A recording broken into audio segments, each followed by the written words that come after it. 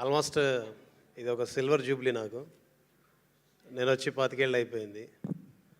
ఇప్పుడు వెళ్ళి సగర్వంగా చెప్పుకోవచ్చు మా నాన్నకి, నాన్న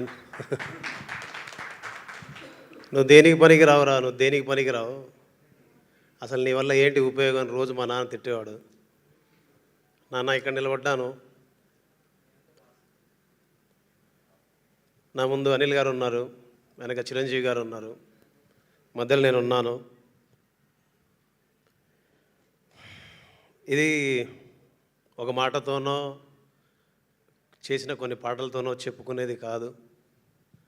అండ్ సార్, మీరు నన్ను ఎందుకు నమ్ముతారో తెలియదు, నన్ను ఎందుకు నమ్మి ఇక్కడ దాకా తీసుకొస్తారో తెలియదు, నన్ను ఎందుకు భుజాల మీద ఎత్తుకుంటారో తెలియదు.